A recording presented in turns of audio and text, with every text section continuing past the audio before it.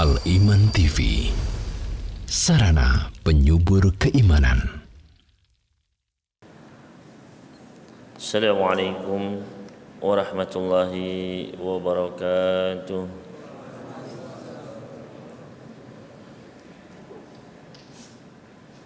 Innal hamdalillah nahmaduhu wa nasta'inuhu wa nastaghfiruh wa na'udzu billahi min shururi anfusina wa min sayyiati a'malina.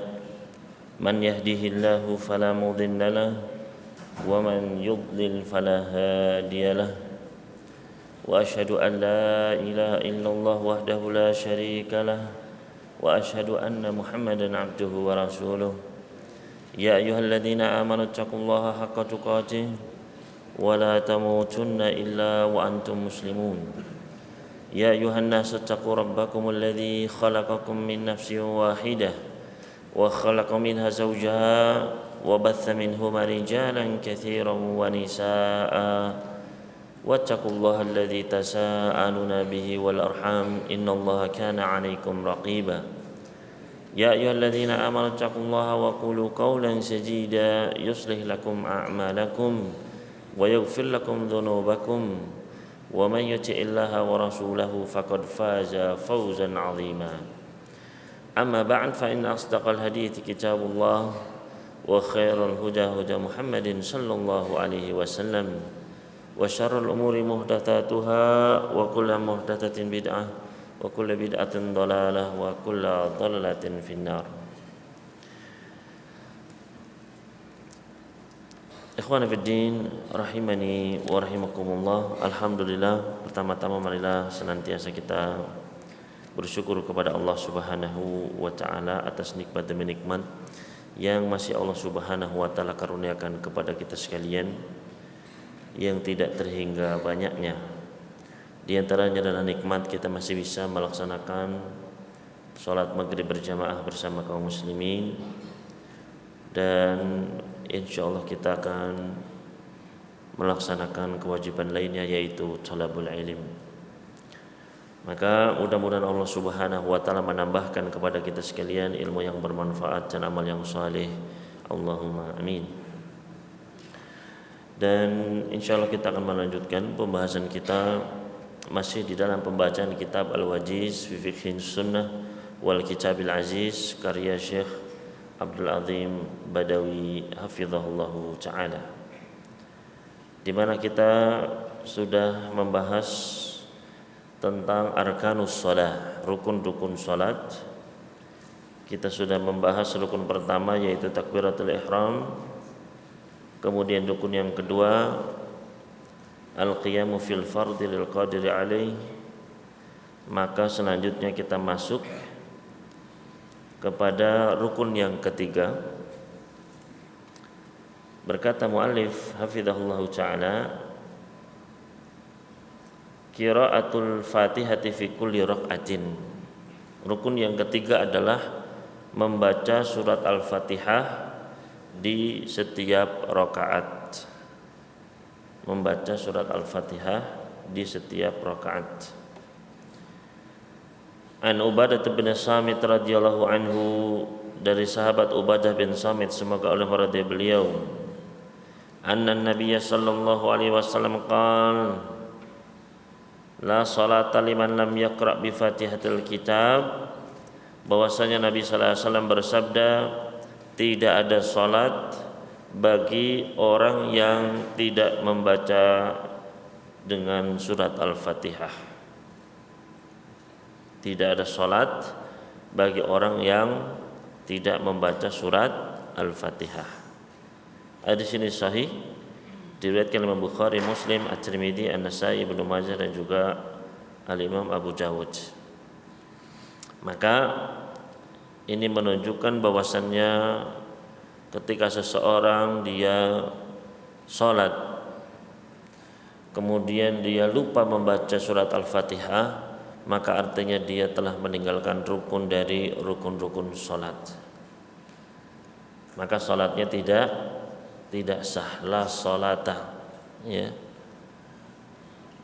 Waqad amara Nabi sallallahu alaihi wasallam al-musi'a salatahu bil qiraah Dan Nabi sallallahu alaihi wasallam telah memerintahkan orang yang merusak salatnya untuk membaca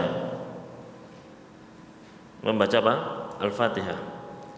Kemudian beliau bersabda, "Tsumma fa'al dzalika fi salatika kulliha." Kemudian lakukanlah semua itu di dalam salatmu seluruhnya. Artinya membaca surat Al-Fatihah ini adalah pada setiap rakaat.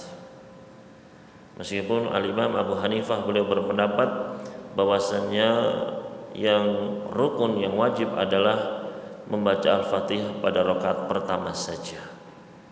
Namun jumhur ulama, dan ini yang rajih, bahwasanya surat Al-Fatihah itu adalah dibaca setiap rakaatnya.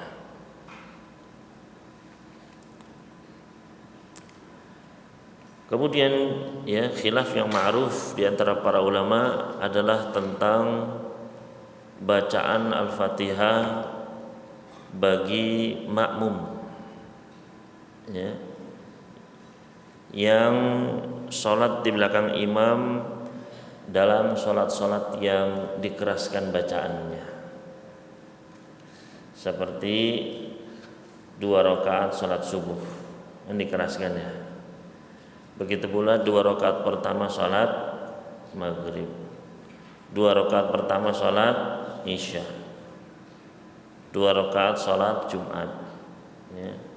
Apakah tetap diwajibkan bagi makmum untuk membaca Al-Fatihah? Maka ini terdapat apa? Perbedaan pendapat di kalangan para ulama. Adapun salat-salat yang tidak dikeraskan bacaannya, maka para ulama ijma' sepakat, ya ini adalah rukun, harus, ya. Jadi di dalam salat yang tidak dikeraskan, seperti salat duhur, salat asar, 2 rakaat terakhir salat isya, 1 rakaat terakhir salat maghrib, maka makmum wajib membaca. Namun di dalam rakaat yang dikeraskan bacaannya, maka terjadi apa? Perbedaan pendapat di kalangan para ulama. Pendapat yang pertama mengatakan bahwasannya hukumnya adalah wajib, ya, harus membaca, makmum juga, ya. Dalilnya apa? Dalilnya hadis dari Ubadah bin Samit, tidak ada sholat bagi orang yang tidak membaca Al-Fatihah, ya. Ini mencakup semua orang yang sholat. Pokoknya kalau sholat, mau jadi makmum, mau jadi imam, dia apa? Harus baca apa? Surat Al-Fatihah, ya. Namun pendapat yang pertama ini pun berbeda lagi pendapatnya tentang kapan harus membacanya, ya. Karena apa? Ya, karena repot, ya. Kapan membaca Al-Fatihahnya?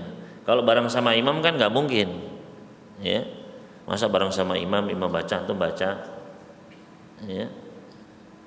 Maka ada yang berpendapat, ya, pertama adalah ketika pada saktah yang pertama.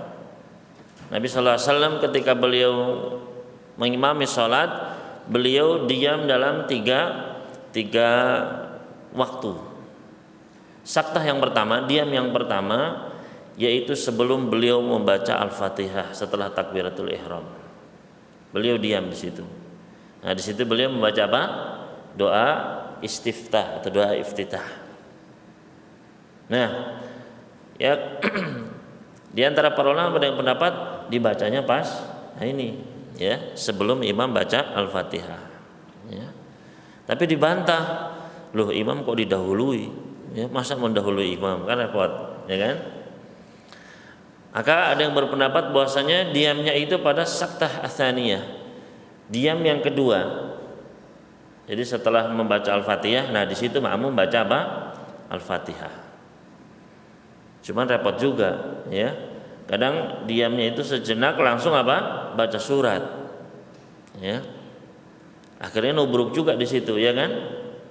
Meskipun cepat-cepat ya repot begitu. Ada lagi yang berpendapat bahwasanya membacanya itu adalah di saktah yang ketiga. Jadi setelah ya Al-Fatihah, surat. Nah, sebelum ruku Nabi sallallahu alaihi wasallam diam sejenak. Nah, ini dibaca ketika itu. Nah, kan repot juga, buru-buru juga kan. Keburu imamnya apa? Ruku. Ya. Adapun ya, maka terjadi perbedaan pendapat tentang kapan membacanya. Ya. Adapun pendapat yang kedua berpendapat bahwasanya dalam sholat-sholat jahriyah yang dikeraskan bacaan imam, maka makmum tidak perlu membaca. Ya. Berdasarkan hadis Huzaifah, qiraatul imam qiraatun lil makmum. Ya, bacaannya imam itu adalah bacaan untuk makmum. Kenapa? Karena ketika imam membaca Al-Qur'an itu untuk didengarkan. Ketika imam membaca Al-Fatihah kemudian membaca surat itu untuk apa? Didengarkan. Ya.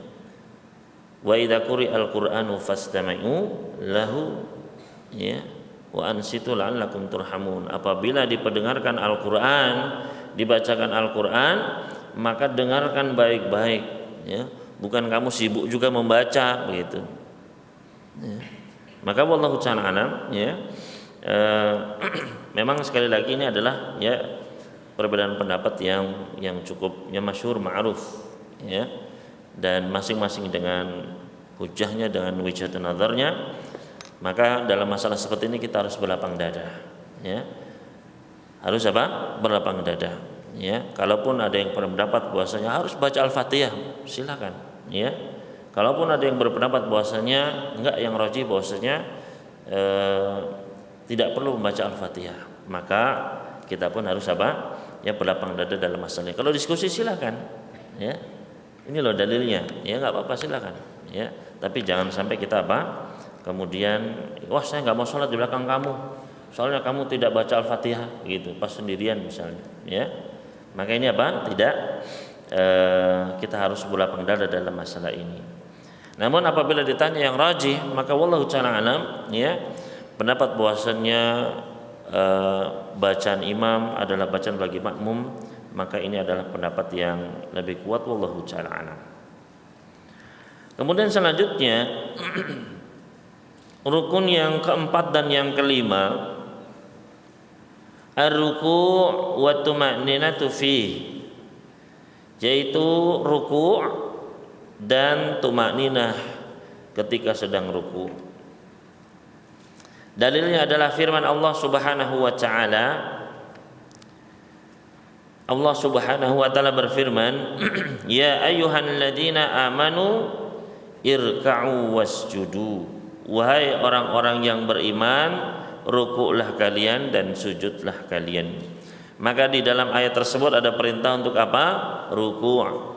Maka rukuk merupakan salah satu rukun salat.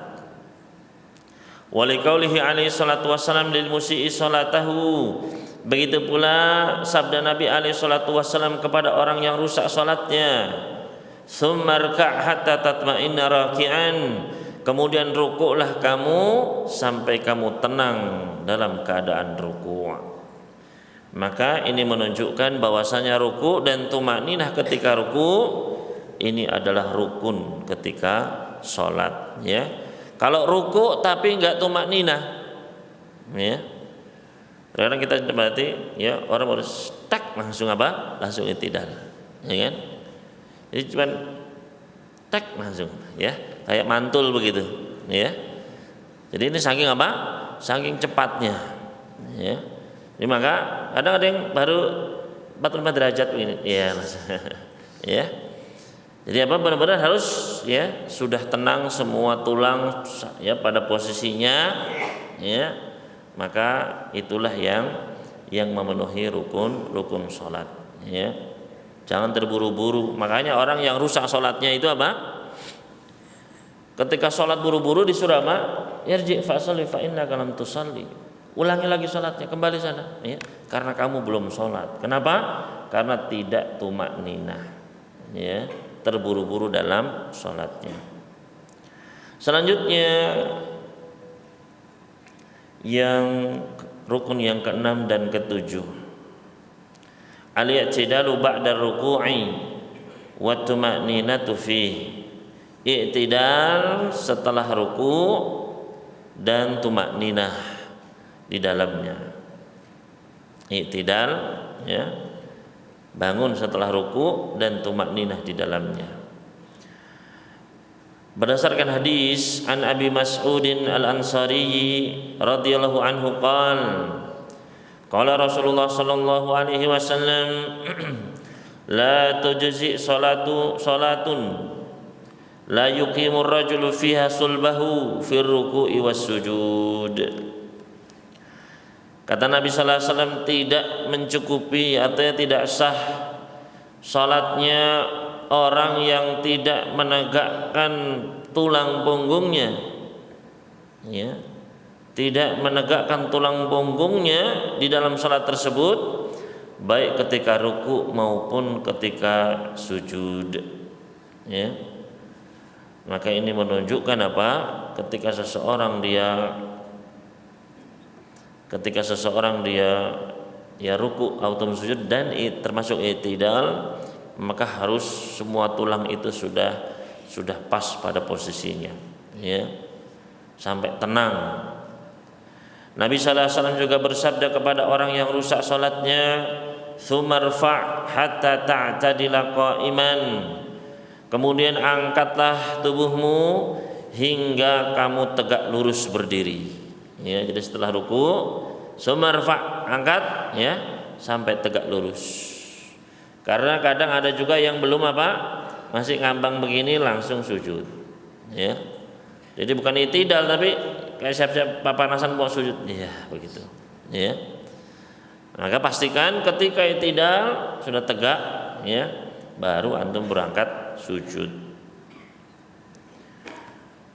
Hadis tadi sahih diriwayatkan oleh An-Nasa'i, Tirmizi, Abu Daud, Ibnu Majah. Kemudian terdapat khilaf ketika i'tidal, ya, khilaf yang ma'ruf juga. Apakah ketika i'tidal itu sering kita melihat ada yang qabd dan ada yang irsal, ya. Ketika i'tidal ada yang apa? Ada yang sedekap, ya kan? Dan ada yang tidak. Ya. Maka memang terjadi perbedaan pendapat di kalangan para ulama. Dan kalau kita lihat hadisnya sama, dalilnya sama, hujahnya sama, ya. Yaitu ya sumarfa hatta tarji'u kullu mafsalin makanahu. Kemudian ya angkatlah sampai seluruh tulang itu kembali pada posisinya. Ya. Nah, para ulama berbeda pendapat tentang sampai tulang ini kembali hatta yarji'a kullu mafsalin, ya, makanahu, sampai seluruh persendian ini kembali pada posisinya. Nah, kembali di sini apakah kembali pada posisi sedekap, ya, atau kembalinya itu pada ya irsal apa? Ya, dikelewer begitu ya. Ya. Apakah di sedekap atau dilepaskan begitu ya. Jadi ini kembalinya kemana begitu, ya. Maka para ulama yang berpendapat kembalinya itu ya kembali begini, ya, karena posisi sholat itu awalnya begini, kembali ya kembali begini, gitu, ya. Maka mengatakan bahwasanya ketika sedekap itu dianjurkan untuk bersedekap. Ya. Namun barang siapa yang pendapat bahwasanya kembali itu ya kembali begini, gitu, ya, kembali ke apa? Ke awal sampai kembali ya kembalinya begini, maka berpendapat bahwasanya tidak dianjurkan untuk bersedekap. Ya. Nah, karena kalau kita lihat memang tidak ada dalil yang menguatkan salah satunya. Jadi dua-duanya sama, berdalil dengan hadil yang sama. Ya. Maka wallahu ta'ala alam, ya, saya pernah berdiskusi dan ya ini mungkin bukan dalil ya, cuman kita bisa bayangkan, ya, bagi mereka yang berpendapat bahwasanya dulu Nabi dan para sahabat bersedekap. Yang berpendapat sedekap berarti kan dia meyakini dulu Nabi Rasulullah SAW dan para sahabat sedekap semua kan? Iya enggak? Ya toh, enggak ada yang begini kan? Ini bagi mereka yang berpendapat bahwasanya Sunnahnya itu sedekap, ya. Berarti Nabi sallallahu alaihi wasallam ketika sholat, ketika i'tidal begini kan, para sahabat juga pasti begini kan, ya. Maka bisa kita bayangkan ketika antum masuk ke masjid di zaman Nabi sallallahu alaihi wasallam, masuk ke masjid, lihat masuk semuanya begini, ya kan. Kemudian antum kira-kira membaca Al-Fatihah atau membaca Rabbana walakal hamdu, semuanya begini nih, ya kan. Ya baca ini Ustaz, ya Al-Fatihah gitu. Loh, nanti kalau Rabbana walakal hamdu gimana? Terus sujud begitu kan? Kan repot, ya kan? Kan semuanya begini, ya. Nanti sujud salah begitu. Ya berarti baca Al-Fatihah begitu kan? Nanti setelah baca Al-Fatihah terus sujud gimana? Ya. Kan repot. Ya enggak? Ya. Karena apa? Ya Rasulullah para sahabat begini semua nih. Ya. Berarti kita tidak bisa mengetahui apakah ini ruku, apakah ini i'tidal atau ya sedang membaca ya berdiri pertama begitu. Karena semuanya begini, ya kan? Maka wallahu ta'ala alam, ya, apabila gerakan-gerakan salat itu apabila bacaannya sama, ya, seperti sujud, mau sujud pertama sampai yang terakhir semuanya sama. Karena bacaannya bisa sama persis, ya kan? Tapi dalam gerakan yang bacaannya berbeda, seperti berdiri pertama kita membaca apa? Al-Fatihah dan surat, ya. Ketika i'tidal kita membaca apa? Membaca Rabbana walakal hamdu, beda bacaannya, ya. Apalagi di zaman Nabi sallallahu alaihi wasallam kadang beliau i'tidalnya lama, ya. Pernah seorang sahabat ketika sholat duhur, ya, batal. Dia pun buang hajat dulu. Setelah buang hajat dia ke rumahnya dulu. Dari rumah baru ke masjid lagi. Ya. Bayangkan antum buang hajat dari sini ke WC asrama, ya. Dari WC asrama terus ke kamar dulu, ya. Dari kamar terus ke sini. Ya. Kira-kira sholatnya masih enggak itu? Ya. Salat duhur. Ya masih dapat enggak? Nah, di zaman Nabi sallallahu alaihi wasallam itu sahabat masih dapat, masih rakaat pertama lagi. Belum ruku. Ya kan?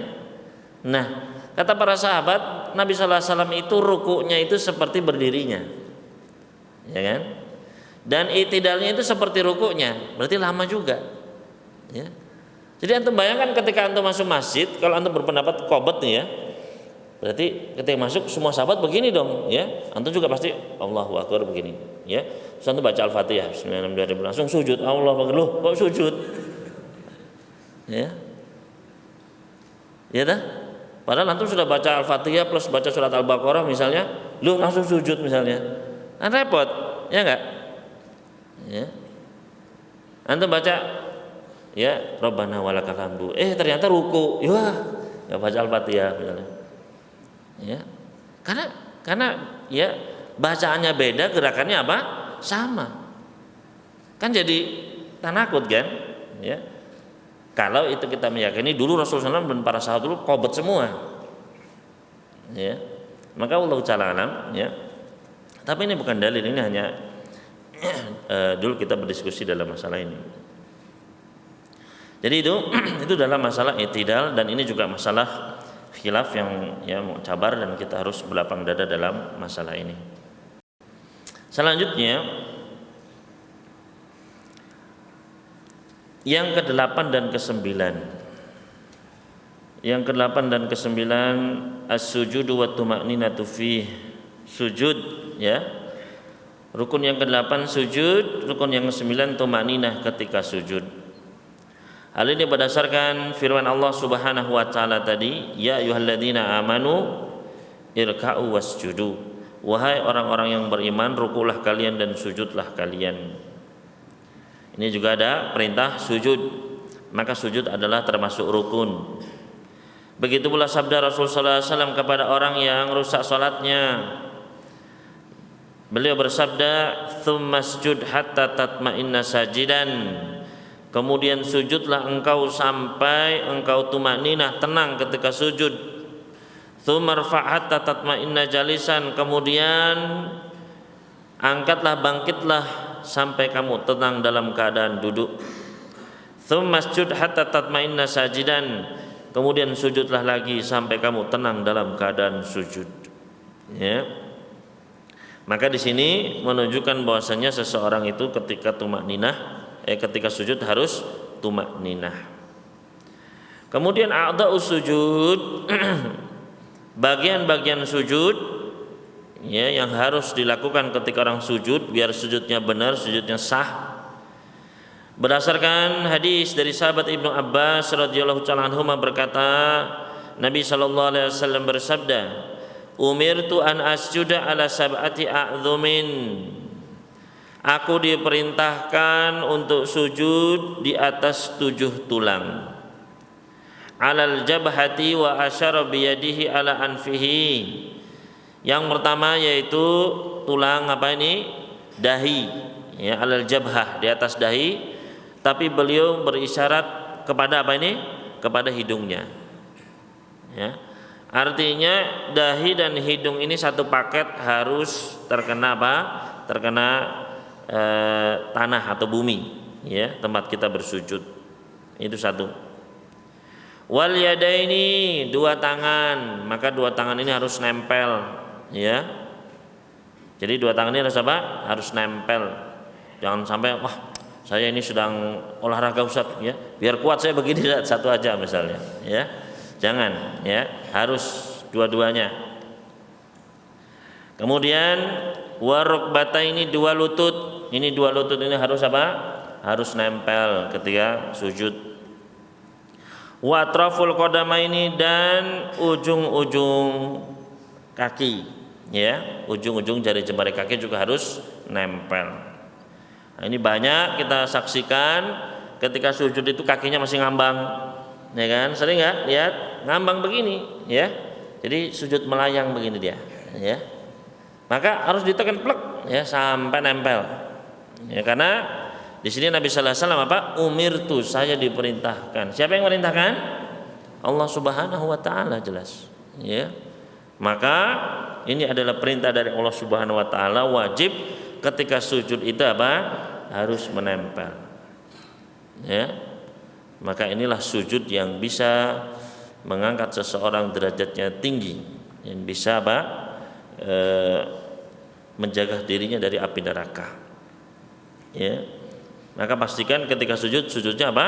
Seperti sujudnya Nabi alaihi salatu wassalam, ya, di atas 7 tulang tadi. Dan tadi apa? Hidung ini harus juga nempel seperti dahi. Ya. Dari sahabat Ibnu Abbas juga Rasul sallallahu alaihi wasallam bersabda, "La salata liman la yusibu anfuhu minal ardi ma yusibu jabinuh." Tidak ada salat bagi orang yang hidungnya tidak menyentuh bumi yang disentuh oleh dahinya. Ya. Jadi apa? Hidung dan dahi harus menempel ke lantai. Jangan sampai apa? Tidak menyentuh lantai, ya. Kalau hidung saya pesek Ustaz, ya. Pesek tetap harus ditekan, ya. Insya Allah nyampe, ya. Jadi insya Allah apa? Tetap bisa insya Allah. Ya. Jadi itu rukun yang ke-8 dan rukun yang ke-9, ya. Selanjutnya kita pertanyaan yang kemarin, ya. Rapih ini, ya. Apakah ketika sholat terus kita ketawa, apa batal sholatnya dan harus berwudu lagi, ya? Para ulama berpendapat tentang ketawa, ya, dan batasan ketawa yang membatalkan, ya. Kalau ketawa itu sampai ya, dan terlalu berapa itu batal, ya. Dan kalau cuma dia tersenyum, ya, maka ini tidak batal. Wallahu ta'ala alam. Dan tidak harus berwudu lagi karena tertawa itu tidak membatalkan wudu. Ya. Ustaz, apa boleh kita mengeluh kesahkan segala permasalahan kita kepada Allah pada saat sujud dan memakai bahasa Indonesia? Ya, artinya dalam bentuk doa, ya. Mengeluh kesah ini dalam bentuk doa enggak apa-apa. Apakah kita bisa membaca atau menambah doa ketika kita ruku saat sujud? Seperti enggak bisa, ya. Jadi kalau ruku itu kita tidak diperintahkan untuk berdoa, tidak dianjurkan untuk berdoa. Kata Nabi sallallahu alaihi wasallam, nuhitu an aqra al-Qur'ana raqiyan aw sajidan. Aku dilarang oleh Allah untuk membaca Al-Qur'an ketika ruku maupun sujud. Fa amar ruku fa'adzimu fihi rabb. Adapun ketika ruku maka agungkanlah Allah di situ. Ya subhana rabbiyal azim. Wa amma sujud, adapun sujud fa'aktsiru fi du'a, maka perbanyaklah doa. Faqaminun an yustajabu lakum, kemungkinan besar akan dijawab doa kalian di situ. Bolehkah melipat lengan baju ketika hendak sholat? Ya, ada larangan di situ, maka jangan dilakukan. Apabila sholat di atas kereta api berdiri dan bisa ruku tapi tidak bisa sujud, sahkah sholatnya Ustadz? Sholat di atas kereta api berdiri dan bisa ruku tapi tidak bisa sujud, maksudnya gimana ya? Mungkin sholat di kursinya begitu ya, bisa ruku tapi sujud nggak bisa. Kereta kelas ekonomi tidak memiliki ruangan khusus untuk sholat. Ya sudah, fattaqullaha mastata'tum. Ya, kalau memang tidak ada tempat sila, ya mau gimana lagi.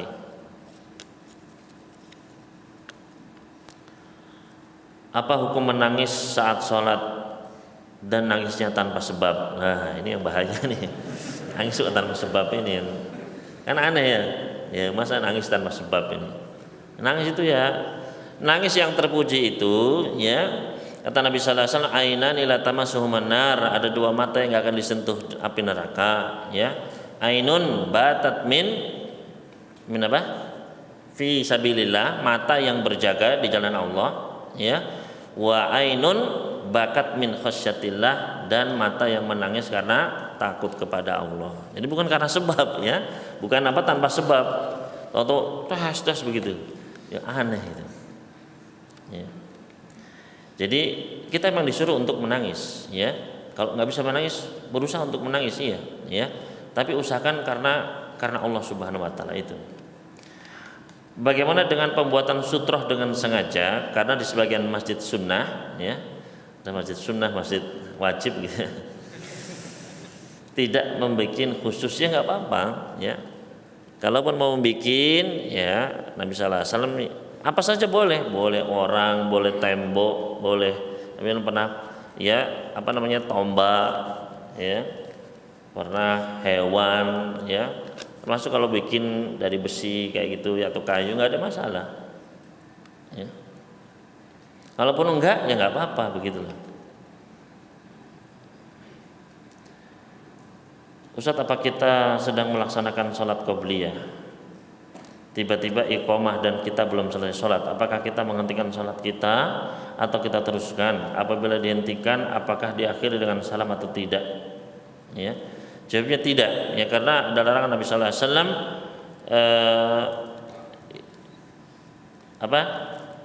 idza uqimatis shalah fala sholata. Ya, kalau sudah didirikan sholat, sudah iqamah, maka tidak ada sholat, ya.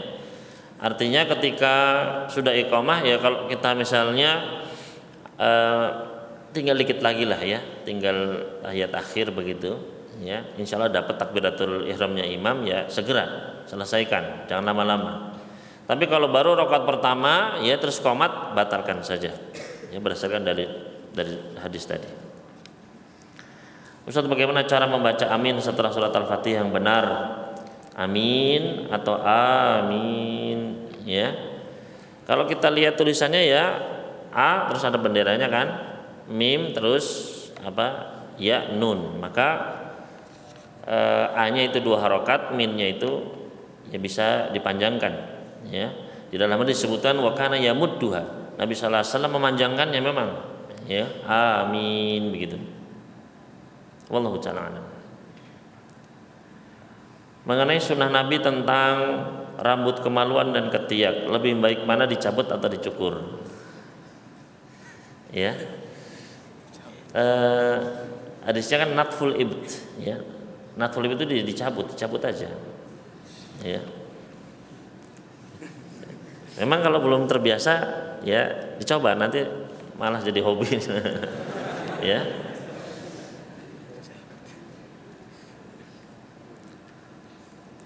Apakah ada sholat sunnah tasbih ini ana dengar dari teman anak kalau salat sunat tasbih itu ada khilaf di antara para ulama tentang salat tasbih, tentang kesohihan hadisnya. Ya, memang ada sekali lagi ada perbedaan pendapat dengan para ulama. Ya. Barang siapa yang melemahkannya maka tidak ada. Ya. Namun sebaliknya di antara para ulama ada juga yang sahihkan hadis tersebut. Wallahu ta'ala a'lam.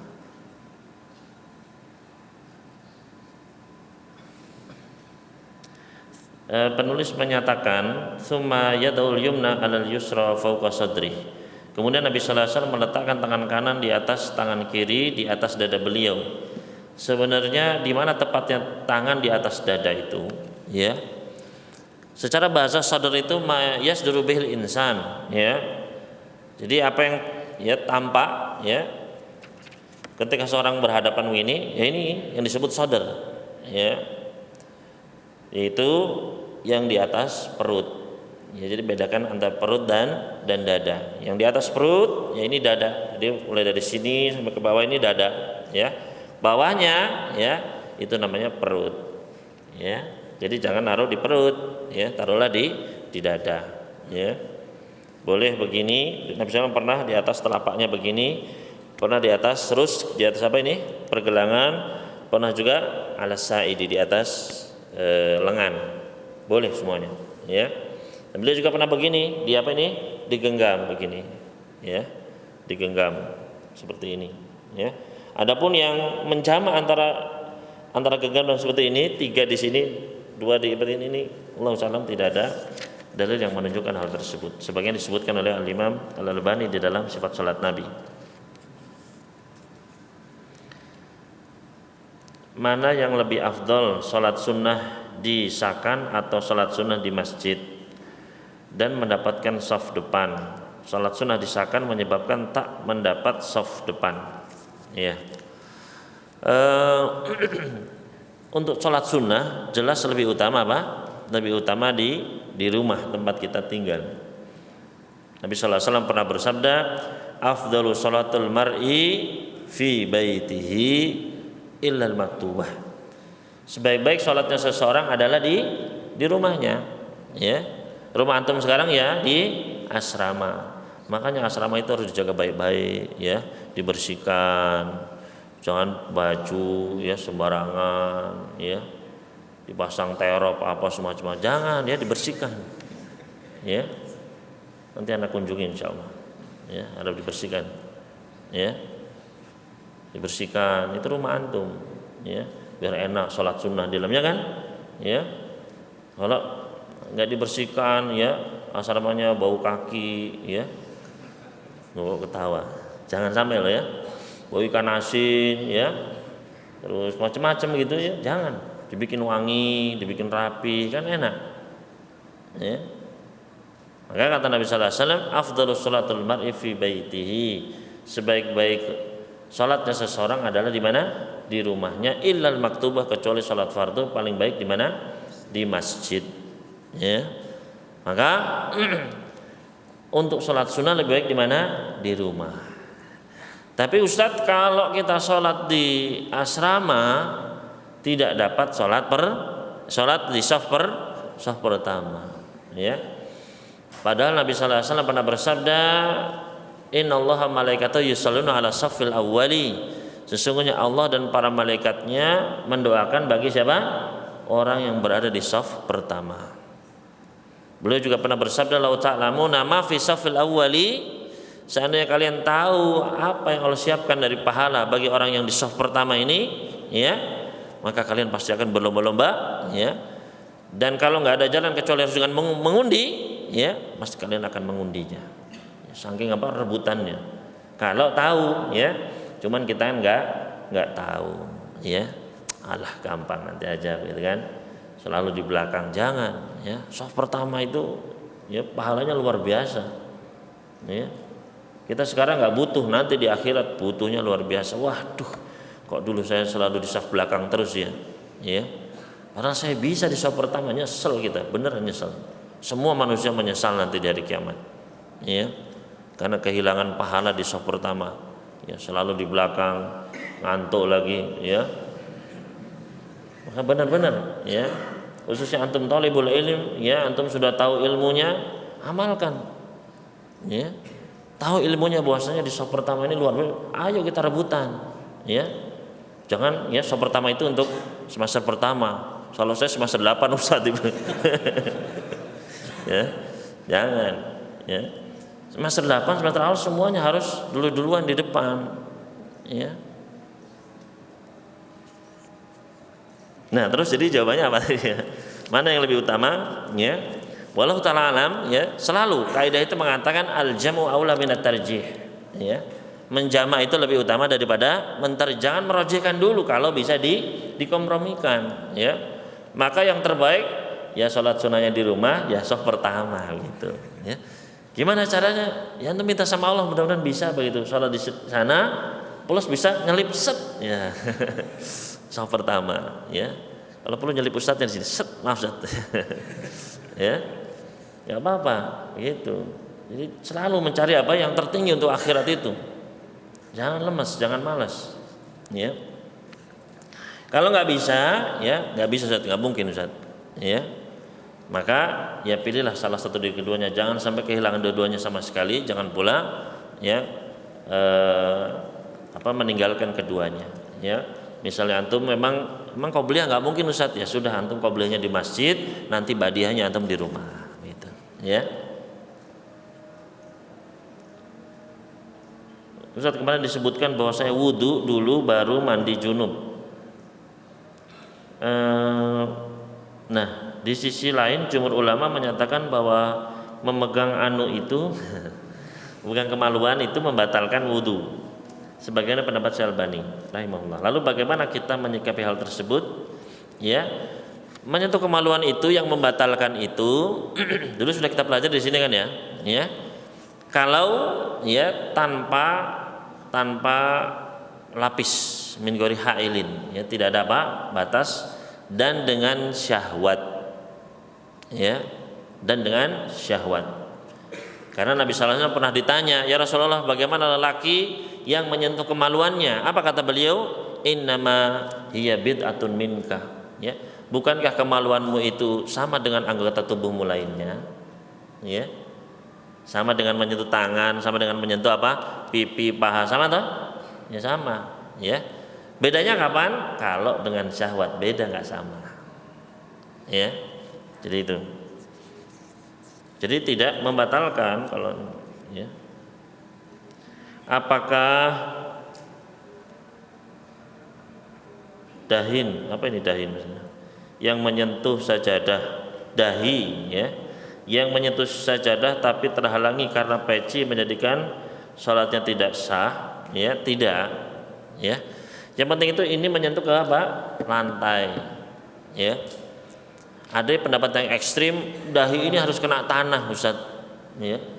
Nggak boleh ada tehel, nggak boleh ada karpet, ya. Iya, ada, ya. Harus tanah, ya. Kalau ada karpet, apalagi karpet, kena apa namanya, marmer, kena, ya, keramik aja nggak boleh, ya. Harus tanah. Makanya ini, ya, ini, ya, terlalu berlebihan, ya.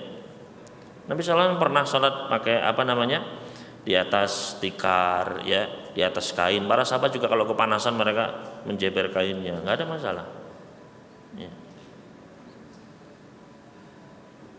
Ustaz, tadi saya memberitahu teman saya yang punya kebiasaan bersalawat dengan alat musik bahwasanya musik itu haram. Lalu dia menjawab, kalau musik itu haram, alat musiknya, bagaimana dengan syair yang ditujukan kepada Rasul, apakah haram juga? Nabi SAW pernah bersabda di dalam hadis yang sahih riwayat Bukhari dan yang lainnya, saya kunu min ummati man yastahilun al-hirra wal harira wal khamra wal ma'azif. Di antara umatku akan ada yang menghalalkan zina, sutra, kemudian khamr dan alat musik. Ini menunjukkan bahwasanya semuanya adalah apa? Adalah haram, ya. Jadi itu tentang hukum alat musik. Jelas kata Nabi sallallahu alaihi wasallam, nanti akan ada di antara umatku yang menghalalkannya. Ya, maka jangan kita lakukannya, ya. Adapun syair-syair, ya syair biasa, ya. Syair adalah suatu hal yang biasa, maka antum bacakan nggak ada masalah. Ya. Apa ini ya? Apakah makmum membaca surat Al-Fatihah pada rakaat yang bacanya dikeraskan? Tadi sudah kita jelaskan khilafnya, ya. Adapun bagi kami pribadi wallahu ta'ala alam, sebagaimana disebutkan oleh Syekh Albani, maka bacaan bacaannya imam itu adalah bacaan bagi makmum, sehingga tidak perlu dia membaca surat Al-Fatihah pada sholat-sholat yang imam mengeraskan bacaannya. Itu ya. Ini untuk pertemuan yang akan datang. Wassallallahu ala nabiyina Muhammadin wa sallam ala mursalin walhamdulillahirabbil alamin. Wassalamualaikum warahmatullahi wabarakatuh. Al-Iman TV, sarana penyubur keimanan.